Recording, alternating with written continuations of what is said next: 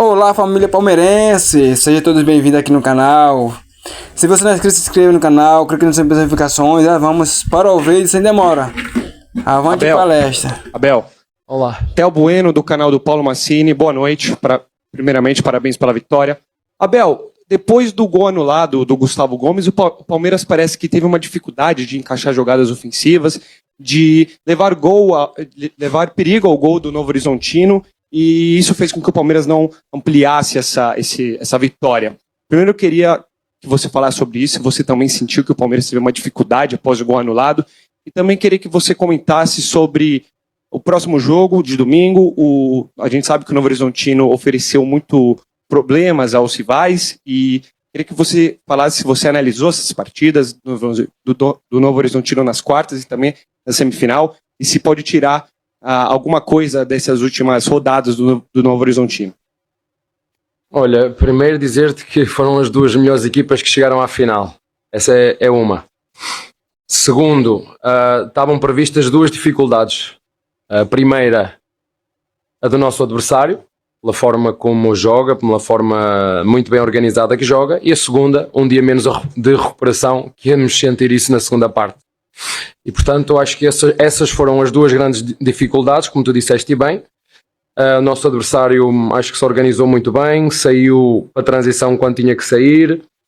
Eu acho que mesmo nas transições nós estivemos muito bem a não conceder transições ao nosso adversário, onde eles são muito fortes. Na bola parada também fomos capazes de estar, pelo menos defensivamente, bem.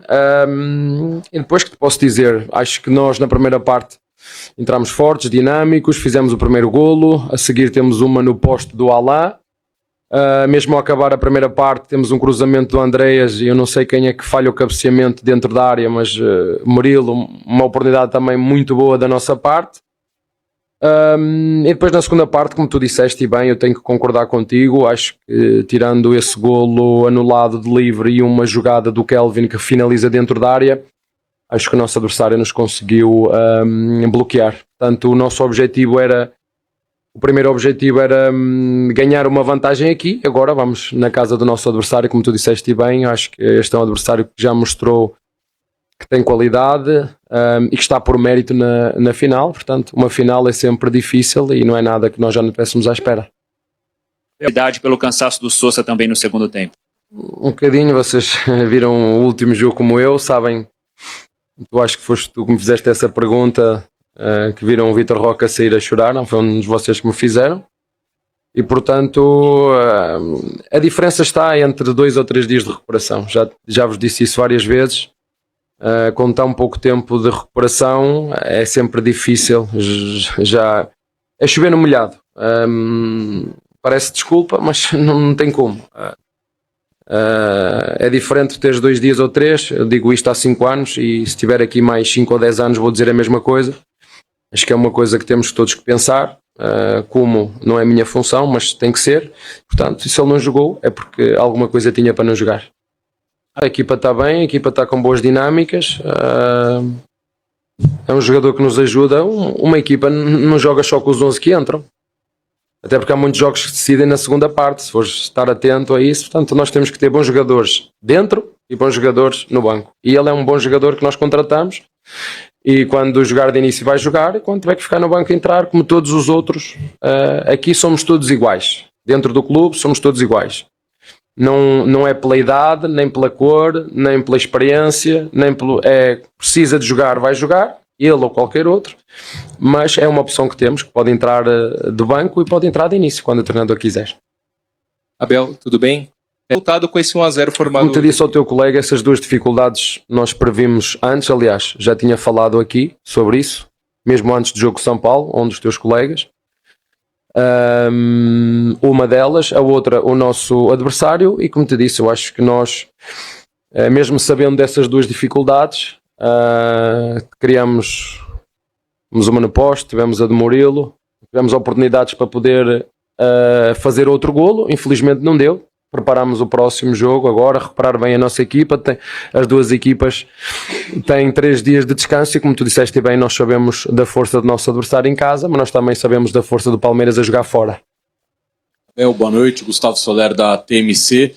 e hoje o Flaco Lopes marcou mais um gol com a camisa do Palmeiras, briga diretamente para a artilharia do campeonato, né? Falta um gol. Essa evolução frequente do próprio Flaco Lopes de não ser apenas só mais um atacante dentro do Palmeiras, mas também ser esse cara que te ajuda na construção.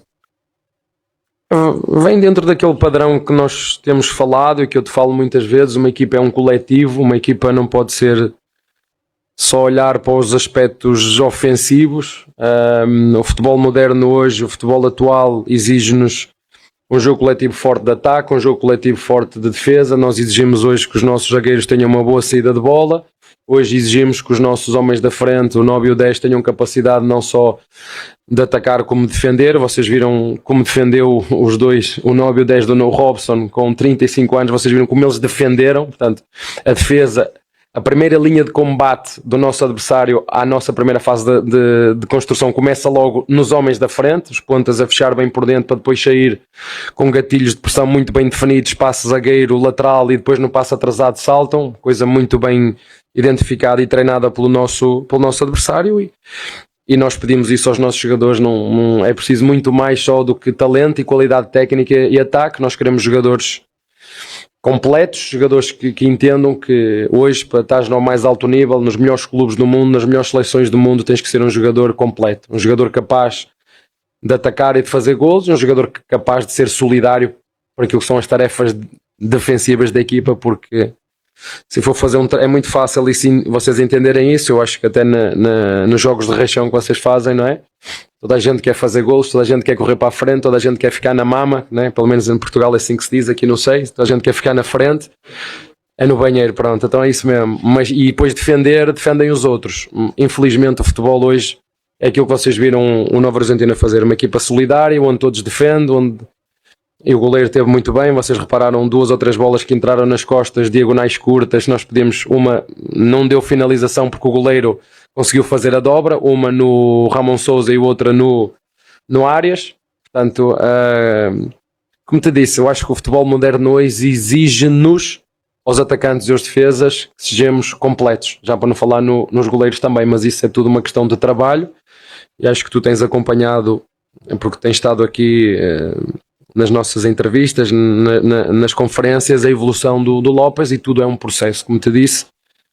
Isto não dá para nós contratarmos um jogador e ok, amanhã já está feito, não é assim que funciona. É tudo um processo, leva tempo, é preciso treino, é preciso repetição, é preciso insistência.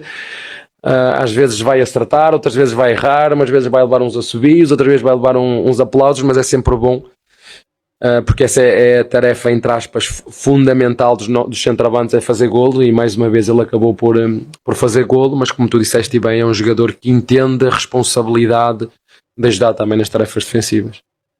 Boa noite, Abel. Anderson Couto, direito de quebrar linhas, isso é algo que você concorda, discorda, e o que fazer para que o Alan também volte a ter grandes momentos e consiga ajudar mais a equipe?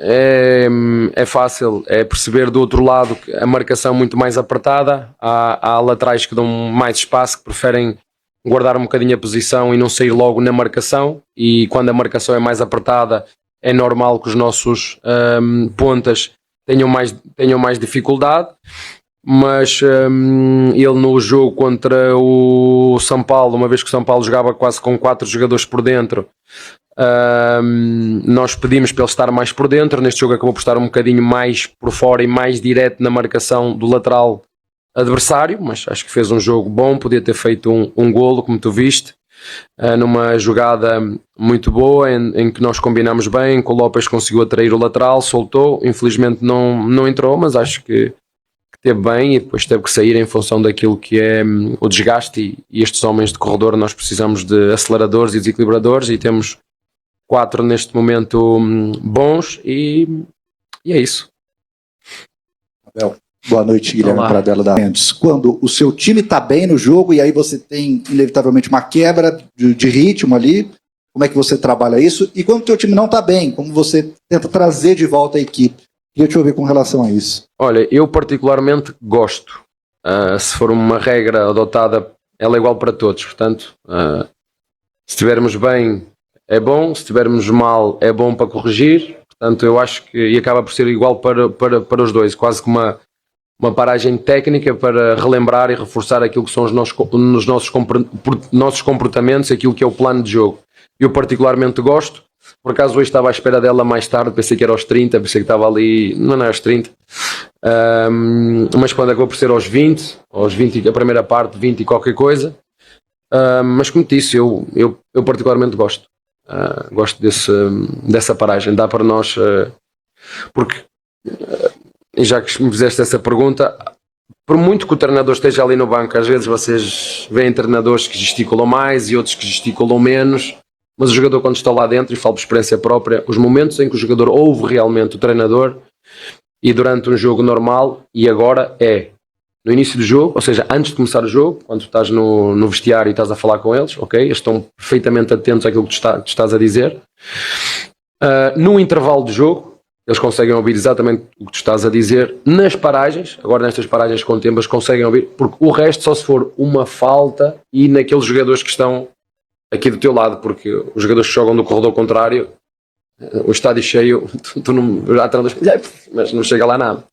Portanto, eu particularmente, e para fechar, eu particularmente gosto desses tempos de paragem. Abel. Ainda para mais numa competição onde tens que estar sempre a competir e a jogar, acaba por ser não só o tempo técnico, mas também para recuperar os jogadores.